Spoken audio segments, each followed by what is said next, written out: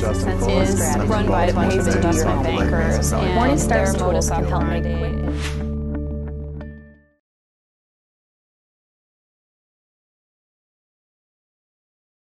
Ça fait quand même 10 ans qu'on se dit on va finir par aller vers de l'architecture ouverte et on a l'impression que c'est comme l'Arlésienne, elle ne vient pas, cette architecture ouverte. Donc on a un peu l'impression que c'est un mythe ou un fantasme. Et on se dit pour en discuter, on va demander à des praticiens de venir s'exprimer, de nous dire ce qu'ils pensaient de cette architecture ouverte.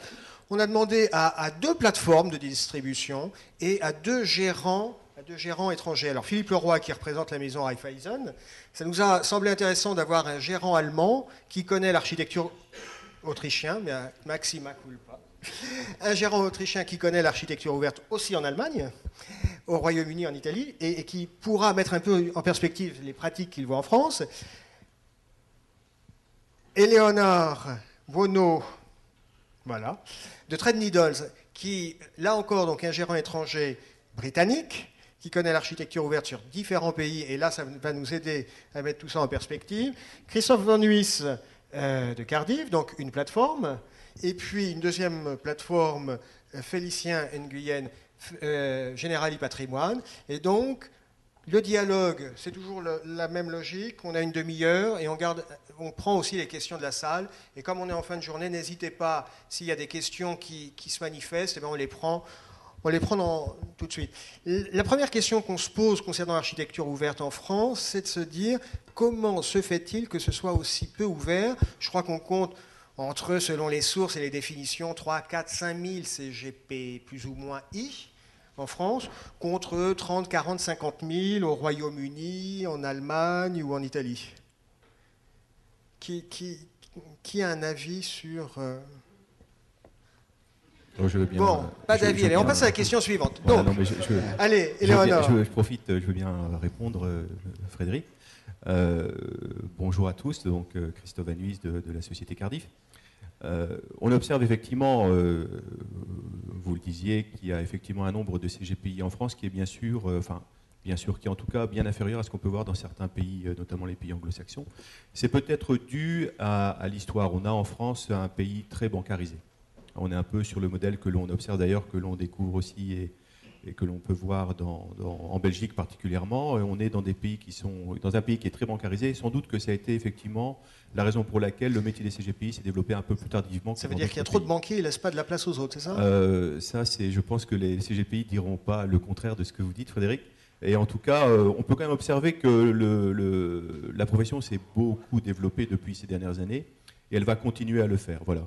Nous, on n'a pas de doute sur le fait que cette profession est aujourd'hui un acteur majeur, puisque la profession des CGPI est en croissance de collecte, ce qui n'est pas le cas des banques, particulièrement depuis le début de l'année en tout cas.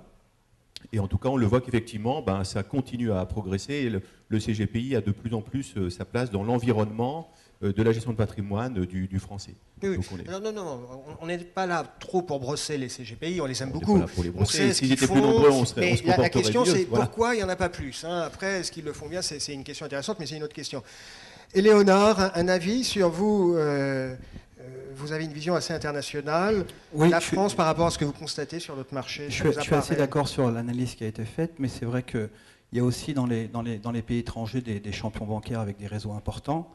La différence peut-être, c'est qu'en France, les Français sont fidèles auprès de leurs banques, et les banques ont continué de proposer les fonds auprès de leurs guichets, alors qu'en Italie ou en Angleterre, cette distribution a été complètement outsourcée, sous-traitée auprès des réseaux de promoteurs financiers, par exemple en Italie. Donc vous avez en Italie le cas de Intesa, qui était quand même une très grande banque avec un réseau national, mais qui a décidé de distribuer ses produits via un réseau de à peu près 3500 promoteurs financiers qui sont monomarques, complètement liés à la structure de sélection qui est Banque Fideuram. Et du coup, la distribution de produits financiers en Italie se fait via le réseau de promoteurs financiers, alors qu'en France, elle se serait peut-être fait auprès du guichet de la banque. D'accord. Chez Raiffeisen, il faut parler fort. Oui, donc le poids des banques en France est évident. Peut-être si on s'amuse à considérer les CGPI comme un marché, je crois que c'est aussi parce que l'offre et la demande ne se rencontrent pas suffisamment. Du côté de l'offre, c'est aussi une question de volonté de rentrer dans cette profession, donc de vocation. On peut se poser la question de pourquoi pas plus de banquiers décident de devenir CGPI. Peut-être qu'ils se trouvent très bien où ils sont déjà. Peut-être aussi ils voient en cette profession un réel défi, parce que c'est une profession qui demande de nombreuses compétences fiscales, juridiques, en termes d'investissement. Donc peut-être qu'il y a ce problème de l'offre et pas suffisamment d'incitation. Peut-être qu'il y a aussi une question vis-à-vis du statut qui aujourd'hui n'est pas complètement clair et sécurisé d'une façon pérenne. Du côté de la demande, maintenant, on peut facilement reconnaître chez le client particulier français un investisseur qui a peu ce réflexe du DIY, du do-it-yourself, à l'anglo-saxonne ou même à l'allemande, ce qu'on voit beaucoup en Allemagne, en Hollande, en Angleterre, c'est-à-dire que l'investisseur final prend véritablement entre ses mains son destin, intervient directement, d'où le succès des banques en ligne. D'autres proxys peuvent être simplement le nombre et la circulation des magazines financiers dans des pays comme l'Allemagne, qui est très très supérieur à ceux rencontrés en France. C'est vrai qu'il y a sans doute, c'est clair, c'est un phénomène qui est clairement identifié, un déficit de culture financière en France. Les Français sont en quelque sorte peu intéressés par les choses de l'argent. Oui, et je pense que ce qui constitue une incitation négative, c'est la constitution de nombreuses boîtes fiscales qui tentent à déplacer l'intérêt et l'attention de l'investisseur vers ce qui est peut-être efficient d'un point de vue fiscal, plutôt que ce qu'il y a véritablement à l'intérieur de la boîte. Alors, l'architecture ouverte, c'est le fait qu'il y ait plus d'acteurs avec des offres diversifiées, c'est les CGP. C'est aussi que les plateformes, aident un peu à offrir un accès plus large. Là, je me tourne vers toi, Félicien. Pas pour jeter une pierre dans ton jardin, mais la question qu'on se pose avec les plateformes, c'est est-ce que toutes ces procédures de référencement qu'il y a sur les plateformes pour se faire agréer, est-ce que c'est pas aussi un peu un frein ? Ça dépend de quel point de vue on se place. Oui, déjà, le contexte global, il a été effectivement d'une réglementation qui s'est, on va dire, accentuée, qui s'est documentée et précisée. Les procédures sont venues avec. Maintenant, si on se place du point de vue de l'asset manager, il est vrai que les nombreuses procédures que les assureurs, les plateformes ont pu mettre en place peuvent être vécues comme un frein. Mais moi, je préfère me positionner du côté de l'investisseur final et considérer que ces procédures sont finalement une protection, une ceinture de sécurité. De plus, si on se met à la place de l'investisseur final et des partenaires CGPI, je pense que c'est on va dire un engagement à l'entrée du marché qui est demandé aux sociétés de gestion étrangères. Je pense que ces procédures évitent le stop and go. Elles demandent un investissement en fait, des sociétés de gestion sur le long terme auprès des assureurs, auprès des distributeurs. Concrètement, ça veut dire quoi un investissement sur le long terme ? C'est-à-dire que si un asset manager étranger arrive en disant bah, « tiens, je m'implante en France, ça m'intéresse de travailler avec vous », tu lui dis top là et c'est parti, ou c'est un petit peu plus compliqué que ça et tu lui demandes quoi comme investissement, comme implication ? Je vais te donner un exemple très concret, c'est qu'on a pu travailler avec des sociétés de gestion, ou plus exactement on n'a pas travaillé avec des sociétés de gestion parce que celles-ci venaient chez nous et nous disaient « ah oui mais moi je travaille en droit anglais ». Alors je leur explique, écoutez, on est en France, donc nos process, c'est le droit français et il faudra signer en droit français. Donc, ça peut bloquer sur des choses comme ça. Évidemment, si simplement que ça. Donc je ne suis pas certain qu'on ait accumulé des couches de process et de process comme un millefeuille. L'objectif de ce qu'on a mis en place, c'est vraiment la protection suffisante de l'épargne pour l'assurer. Donc il y a des réquisites de base et si le partenaire, le fournisseur, le producteur n'est pas en mesure ou ne souhaite pas faire ce minimum d'efforts, bah, vous, par exemple, chez Generali, vous dites bon, bah, on ne va peut-être pas aller plus loin. Exactement, et je pense que non seulement c'est bon pour l'assuré, mais également pour les distributeurs. Si la société de gestion est prête à faire ses investissements sur les process, sur les référencements, c'est qu'elle sera là à moyen terme et à long terme. Et Léonard, c'est compliqué d'aller travailler sur le marché des CGP en France, parce que vous, je crois, chez Threadneedle, vous avez fait le choix, pour votre implantation dans l'Hexagone, de plutôt vous dire, bah, dans un premier temps, on va travailler sur le marché des instituts. Oui, alors on est en France depuis 2003, donc pas depuis très longtemps finalement. Et c'est vrai que le choix a été fait de privilégier d'abord les instituts et les fonds de fonds, parce que c'est une clientèle identifiable immédiatement et sur laquelle on peut avoir évidemment des montants de collecte plus importants. Quant à se développer sur la clientèle des CGPI, c'est à l'étude actuellement, on y réfléchit. Mais c'est vrai que c'est une clientèle qui se doit d'être travaillée dans sa totalité ou pas du tout. C'est-à-dire qu'on est obligé, à partir du moment où on attaque ce marché, d'avoir une action de référencement sur les différentes plateformes qui existent, de manière à ce que les CGPI puissent proposer les produits au travers de tous les contrats qu'ils distribuent. Et ça veut dire automatiquement qu'il faut mettre en face un minimum de ressources, enfin en tout cas des ressources conséquentes, de manière à pouvoir animer ce marché, qui est un marché, même si vous l'avez dit, C'est que un peu ce que petit. disait Félicien, si on y va, il faut y aller avec... Voilà, et du coup, des ressources relativement importantes pour une collecte qui va décoller que relativement lentement, à moins d'avoir un énorme succès comme on en connaît certains. C'est une collecte qui peut se faire, où l'on peut avoir un retour, une collecte qui est intéressante parce que c'est un autre canal de distribution que le fonds de fonds, que l'institutionnel ou la banque privée, hein, mais là on travaille aussi sur des entités qui sont très clairement identifiables, mais il faut d'abord avoir une volonté politique de la direction, de mettre les ressources et d'avoir le temps que ça revienne. C'est vrai, mais pas uniquement en France, c'est vrai en Allemagne, c'est vrai en Italie. Qu'est-ce qui fait qu'on y va peut-être plus volontairement en Italie, en Allemagne qu'en France? L'Allemagne, je connais moins. L'Italie, pour revenir sur l'exemple de l'Italie, c'est vrai que les promoteurs financiers en Italie sont obligatoirement liés à une centrale de sélection. Donc vous avez 38 000 promoteurs financiers en Italie, vous avez 5, 6, 7 gros réseaux. À partir du moment où vous êtes sur ces 5, 6, 7 gros réseaux, l'offre elle est guidée, les promoteurs financiers ne pourront proposer que ces produits-là. Donc du coup, vous avez un vrai levier de distribution lorsqu'on attaque le marché en Italie. En France, ça reste très atomisé. Et peut-être qu'en France, on a des vrais CGPI qui sont complètement indépendants dans leur choix, qu'il faut aller voir, il faut aller rencontrer, il faut aller expliquer. Ça nécessite beaucoup plus de visites et de présence sur le terrain, en tout cas plus de personnes pour le faire. Philippe Leroy, c'est une expérience, une analyse que vous partagez, le fait que ce soit atomisé, donc plus coûteux, donc une stratégie de plus long terme. Oui, alors la question est-ce que les procédures de référencement sont un frein, je crois que la réponse est un peu dans la question, c'est un peu mon avis de départ. Nous en sommes une bonne illustration puisque nous sommes actifs et présents auprès des institutionnels depuis 10 ans. En 2008, nous avons lancé notre activité auprès des conseillers en gestion de patrimoine.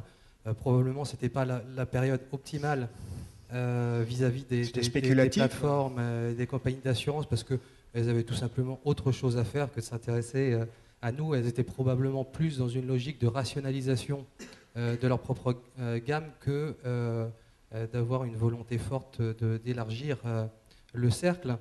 Maintenant, est-ce que c'est un bien ou un mal? C'est ça la véritable question. On peut partir du principe que de toute façon, il y a trop de fonds, ne serait-ce qu'en comparaison avec le nombre de fonds aux États-Unis et leur taille.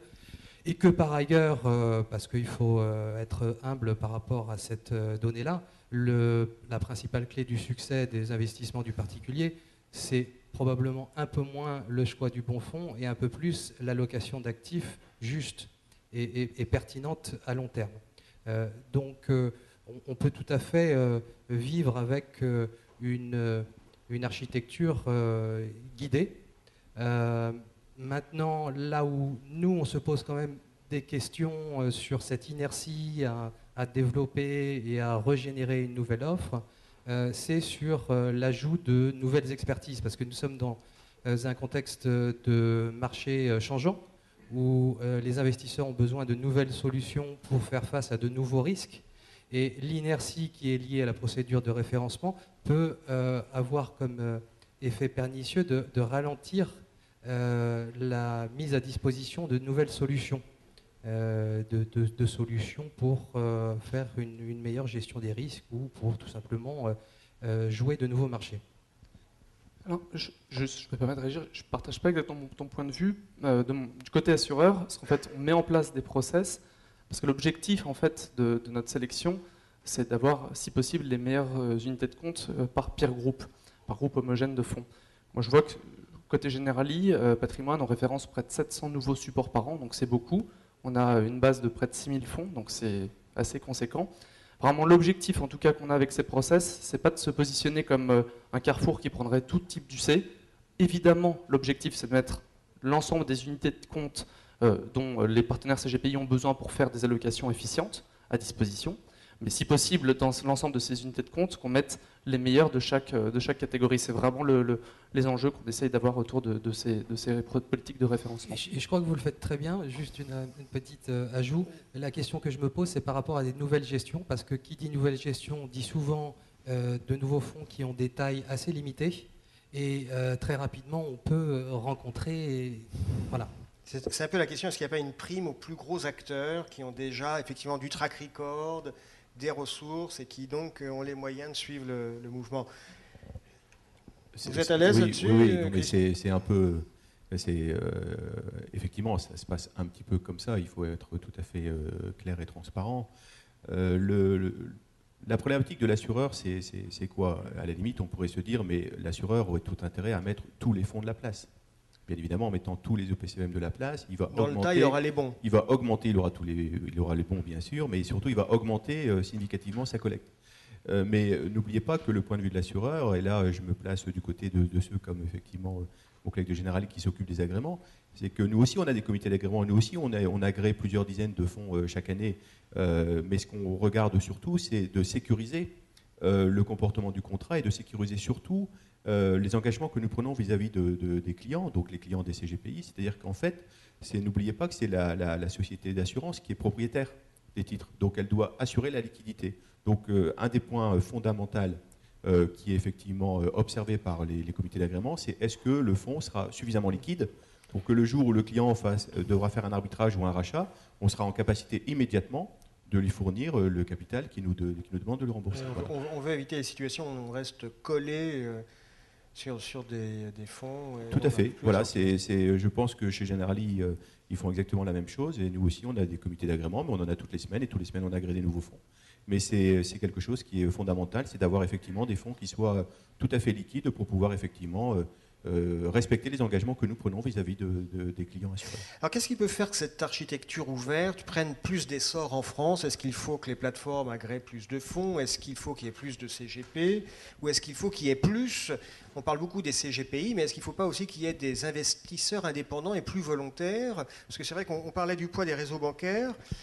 Le banquier en France a un peu un statut de tiers de confiance. Il a le statut, on lui fait confiance comme on fait confiance aux gendarmes, aux médecins, aux notaires. On oublie que, c'est pas péjoratif, que c'est un boutiquier et qu'il est là pour vendre ses produits. Mais il garde un peu dans l'imaginaire des gens ce statut de tiers de confiance. Est-ce qu'il faut pas, parce qu'il n'y a pas un problème de maturité aussi un peu des investisseurs? Je crois qu'on en a parlé tout à l'heure. C'est vrai que le français a moins l'habitude, la culture financière du français est certainement moins développée qu'elle l'est en Angleterre, en Allemagne ou en Italie, ou alors éventuellement il y a une relation de confiance qui est différente aussi. C'est vrai qu'en France, le patron d'agence dans une ville de province, c'est un notable. Dans d'autres pays, ce n'est pas forcément le cas. Donc on a plus tendance à aller voir son banquier sans trop se poser de questions, voilà. En se disant de toute façon il va me conseiller ce qu'il y a de mieux. Exactement. Je parlais avec un collègue anglais tout à l'heure en vue de la table ronde et il me disait c'est vrai que en Angleterre c'est très compliqué, on se pose beaucoup de questions pour la transmission de son patrimoine de manière à optimiser fiscalement cette transmission à ses descendants et on va naturellement plus voir un AFS, un Financial Advisor pour avoir les conseils et pour choisir les véhicules d'investissement et éventuellement les enveloppes fiscales qui vont avec pour de manière à optimiser ça. Je dirais qu'en France, on a l'habitude de se référer au cadre fiscal et réglementaire, donc assurance vie, PEA et toutes les enveloppes fiscales qui existent, qui ont des parts de marché énormes et on a des réseaux de banque assurance où on va directement voir son banquier pour souscrire à ces produits-là. En Italie, il y a peut-être une relation de défiance par rapport au réseau bancaire pour souscrire des produits des fonds d'investissement. Et puis le Big Bang dans les années 80, lorsqu'il est arrivé, la distribution des produits financiers s'est fait avec la naissance des réseaux de promoteurs financiers qui ont été mis en place par les grandes banques pour assurer cette distribution. Même constat, même analyse chez tout le monde? Oui, je crois que la dimension du conseil est effectivement tout à fait importante et la disposition du client, en particulier français, à rémunérer, à payer ce conseil n'est pas encore véritablement aussi forte que l'on l'observe en Angleterre. Donc il y a forcément un peu d'éducation des deux côtés à faire pour valoriser cette dimension de conseil par les conseillers en gestion de patrimoine. Alors justement, en matière d'éducation, on parle beaucoup de réseaux sociaux, de nouveaux moyens de communiquer, de partager de l'information. On parle des brokers en ligne. Est-ce qu'il n'y a pas un virage à prendre pour l'industrie sur ces nouveaux outils qui permettent de toucher les gens à différents moments de la journée, éventuellement plutôt le soir ou le week-end quand ils sont disponibles, qui permettent éventuellement de faire du partage d'expériences, de faire de la pédagogie, de faire évoluer les mentalités? Est-ce que ce n'est pas des outils dont il faut un peu s'emparer là? Je pense qu'effectivement, c'est des outils sur lesquels il faut être assez attentif et vigilant. D'abord, aujourd'hui, les investisseurs les utilisent et ils sont demandeurs d'informations rapides, transparentes et surtout de pédagogie. On a tendance à confondre transparence et pédagogie. Tout à l'heure, tu disais que quand tu étais journaliste, la Tribune, tu recevais des pavés d'analyse financière que tu ne pouvais pas déchiffrer entièrement parce que tu n'avais pas forcément le temps sur des sociétés de gestion, pardon, des actions. Voilà. 50 pages et qu'on n'a pas le temps de lire en 20 minutes. Et l'idée, c'est ça. Comment nous, assureurs, distributeurs, pouvons fournir de la pédagogie via ces réseaux sociaux aux investisseurs et aux assurés? Ça, c'est une question clé. Après, je l'illustrerai aujourd'hui. Chez Generali, on a une personne qui en permanence, monitore ce qui est fait sur des comptes comme Twitter, Facebook, sur le nom Generali. Et l'autre jour, j'ai reçu un coup de fil de quelqu'un de Trieste qui m'a dit, alors, ce qui paraît, vous lancez des contrats finances islamistes. Aujourd'hui, effectivement, et ça a été repris sur plein de forums et des forums extrémistes également. Donc on voit que l'information circule plus vite que les lancements de produits. Alors c'était vrai ou pas? Alors en fait, on étudiait la possibilité de mettre à disposition des fonds religieux pour les assurés, sauf que d'abord, les fonds présents en France de charia compliant, on va dire, ne sont pas tout à fait satisfaisants dans leur qualité de gestion et dans leur liquidité. Et deuxièmement, si on le faisait, il fallait le faire pour les autres religions également, ce qu'on n'a pas aujourd'hui dans l'offre. Donc ce besoin identifié mais non couvert, on n'a pas pu l'adresser, mais l'information a circulé plus vite qu'on pouvait le Ça, c'est effectivement un des aspects un peu dangereux de ces réseaux sociaux, c'est que ça peut échapper. Ce qui est à l'état de discussion plus ou moins informelle ou d'avant-projet peut, parce qu'il y a une fuite, devenir enflé, devenir comme si c'était déjà figé et inscrit dans le marbre. Christophe, chez Cardif, ces outils, on s'y intéresse, on se demande ce qu'on va en faire. Inévitablement, on a effectivement aussi une veille technologique chez nous depuis de nombreuses années qui étudie toutes les évolutions de comportement de la société. Mais regardez déjà autour de vous, chacun. Enfin, moi, j'ai des enfants, je vois mes enfants, ils n'utilisent pas du tout le mail, ils utilisent Facebook, Twitter, ils communiquent avec les copains, non pas par des échanges de mails comme nous, on a encore l'habitude de le faire, mais par effectivement les réseaux sociaux. Donc aujourd'hui, tous les acteurs de la distribution, qui soient d'ailleurs dans le monde financier ou dans d'autres mondes économiques, s'intéressent effectivement beaucoup aux réseaux sociaux pour effectivement communiquer, mais aussi développer, vendre, informer sur les produits qu'ils ont à mettre à disposition de leurs clients. C'est effectivement demain une évolution sans doute naturelle de la société aujourd'hui. Alors avec ses travers, bien évidemment, on le voit régulièrement. Ce que décrivait Félicien, où à un moment il y a un truc qui part et puis ça enfle. Ah oui, et puis après c'est incontrôlable. D'accord, mais on sera obligé d'y aller. Chez Generali Patrimoine, on est issu d'un groupe d'assurance. On parle beaucoup de Solvency 2. Est-ce que quand on fait de la distribution et qu'on est assureur, il y a une problématique Solvency? Est-ce que, en tant que, grosso modo, concrètement, en tant que distributeur, ça impacte ton activité? Alors, déjà, un petit rappel sur Solvency. Solvency, c'est finalement, entre Solvency 1 et Solvency 2, le changement, c'est qu'on va prendre en compte le risque prospectif, le risque à venir sur les actifs d'une société. Et on doit se dire combien de capital on doit mettre en face de ces risques qu'on a envisagés. Le deuxième pilier, c'est quel contrôle des risques, quel audit on met en place. Et puis le troisième pilier, c'est comment on divulgue ces informations au marché et aux autorités. Oui, je pense qu'à terme, Solvency 2, qui doit d'ailleurs rentrer, qui doit être mise en place à partir de fin 2012, va influencer, parce qu'en tant qu'assureur, on est porteur de parts, on a ces actifs en unité de compte aussi bien qu'en fonds euros dans les livres de Generali. C'est-à-dire que c'est l'assureur qui porte la responsabilité? En tout cas, qui doit mettre en place les protections, on va dire, en termes de capital, pour faire face à des scénarios, des chocs sur les marchés. Et ça veut dire donc que ce n'est pas forcément les fonds les plus volatiles qui vont consommer demain le plus de capital, mais en tout cas, on va devoir mettre en place des systèmes d'évaluation sur très précises, très fines, adaptées à chaque assureur, pour évaluer la consommation en capital de chaque fonds. En fait, on était dans un monde en 2 dimensions jusqu'à présent, d'un côté la performance, de l'autre côté le risque, et on rentre dans un monde en 3 dimensions maintenant. Le couple rendement-risque et la consommation en capital par unité de risque. Donc oui, ça va profondément modifier nos métiers à l'avenir. Maintenant, l'impact sur l'offre en unité de compte, je ne suis pas certain que ça va empêcher l'innovation qui est perpétuelle dans l'industrie.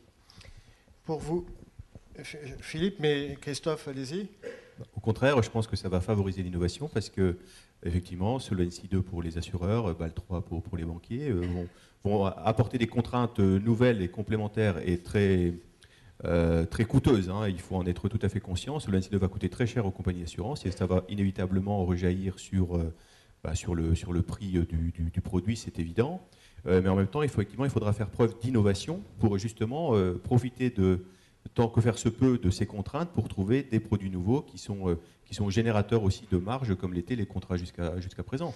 C'est vrai qu'aujourd'hui, comme le disait effectivement mon collègue de Generali, on va devoir en fait mobiliser plus de capitaux pour venir je dirais garantir les investissements notamment qui sont faits sur le fonds euro. Donc tout ça, ça a un véritable coût.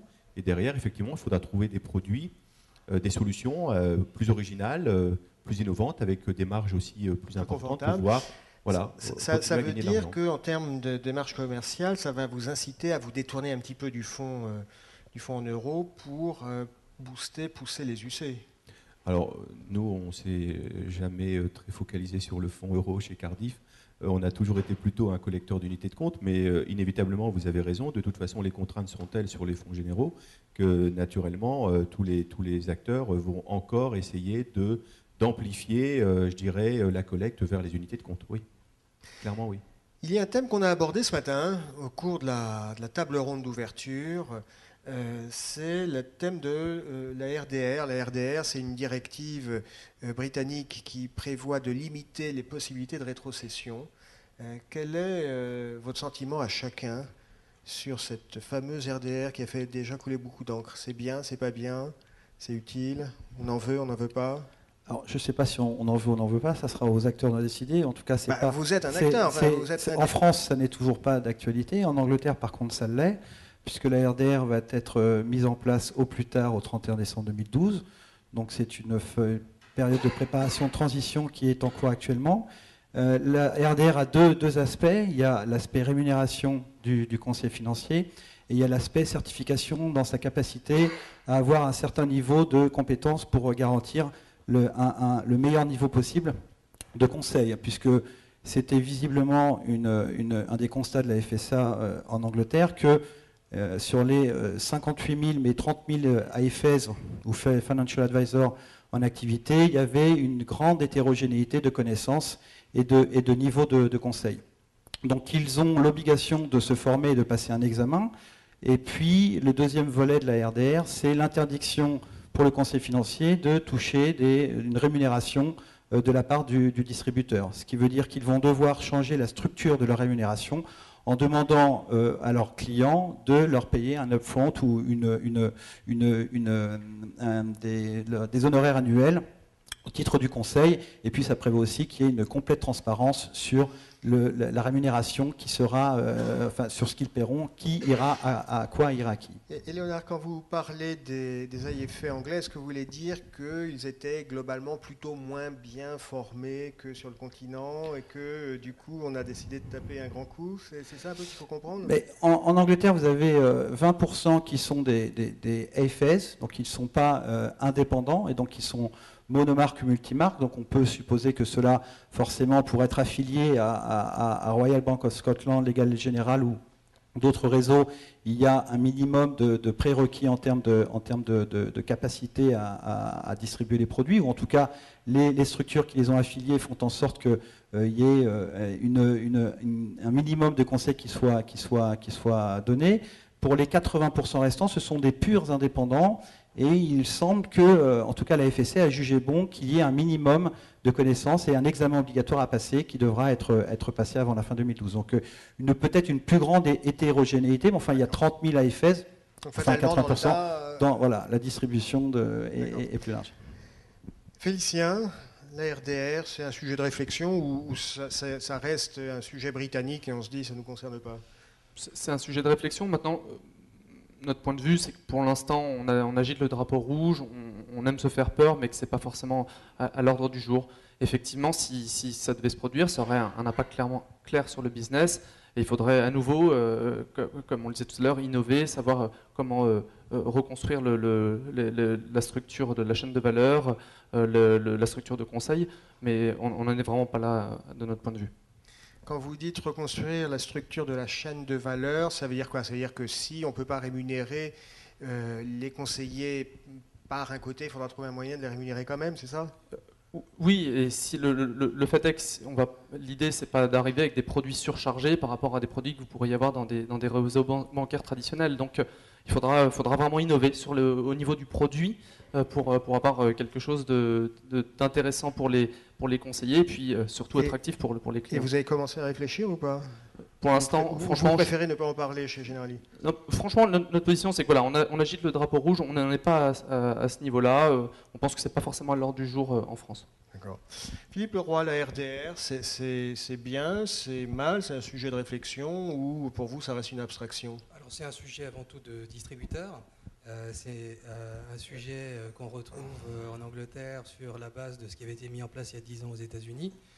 Donc c'est un processus vers plus de transparence qui me paraît sûrement positif vis-à-vis de l'indépendance du Conseil et sur les rémunérations.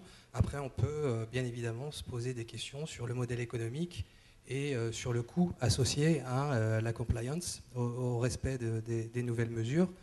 J'ose espérer que cela pourrait être une incitation supplémentaire à la constitution et la croissance des groupements de conseillers en gestion de patrimoine, de manière à traiter ce sujet parmi d'autres. C'est ce que disait votre collègue de Threadneedle. Il y a sur le marché français une forte fragmentation et ça aide pas. Non. Christophe Van Nuys sur la RDR. Ben, en fait, il y a deux sujets. Il y a le sujet de la transparence, qui effectivement, on peut considérer que voilà, on peut en penser tous que plus de transparence est bien sûr meilleur pour le consommateur, mais pour autant, moi, je ne connais pas d'autres professions que celle-là qui doivent être amenées à écrire aux clients quelle est la marge sur les produits vendus. Moi, je ne connais pas d'autres professions que celle-là qui doivent le faire. Donc, je trouve que c'est un peu excessif. On a l'impression qu'on est toujours en train un peu de vouloir réformer tout ce qui est autour de la finance. Et c'est vrai que depuis 2008, les banquiers, les assureurs, que ce soit les distributeurs en France ou à l'étranger, on a beaucoup tapé un peu sur leur tête. On a l'impression que ça continue encore. Après, sur l'aspect des rétrocessions des commissions, bon, ben là, effectivement, nous, notre rôle, un peu comme beaucoup d'intervenants sur le marché, c'est un peu d'anticiper. Donc, il faut qu'effectivement, on soit déjà en situation que, si jamais, effectivement, il y avait une réforme importante sur la profession, sur les rémunérations, sur les encours unités de compte, on soit effectivement capable d'avoir immédiatement des solutions de remplacement pour pouvoir continuer à exercer cette profession qui est quand même une profession extraordinaire, qui permet effectivement à un client d'avoir de très bons interlocuteurs devant lui. C'est vrai que, comme vous le disiez, les CGPI en France sont franchement certainement mieux formés que dans d'autres pays européens, sans doute par rapport à l'Angleterre, que je connais un peu moins, mais en tout cas, on a vu depuis 4 ou 5 ans une évolution très très forte du niveau de formation et du niveau de compétence des CGPI.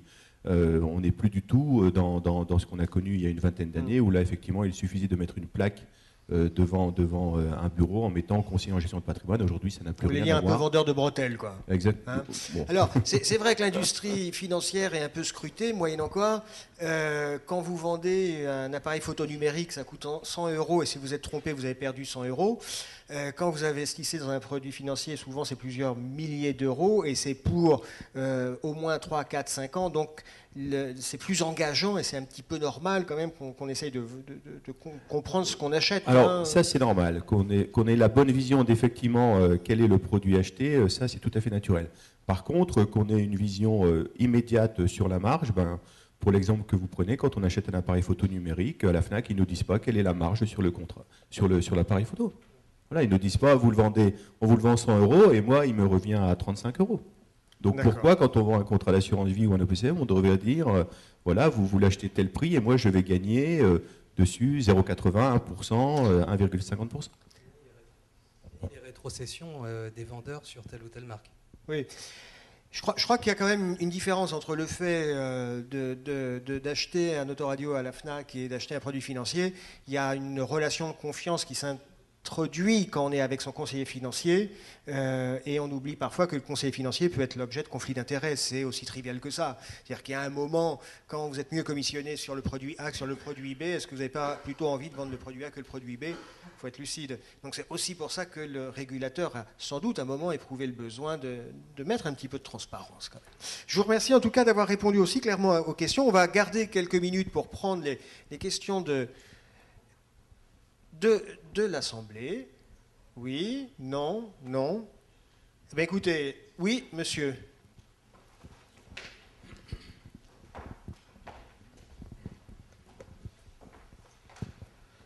Je suis un peu étonné que vous n'ayez jamais mentionné le rôle des médias à propos de la culture, ou plutôt de l'absence de culture financière en France. Et est-ce que vous ne pensez pas que c'est quand même quelque chose d'extrêmement important et qu'il est un peu triste d'être dans un si beau pays avec des médias financiers de si petit niveau?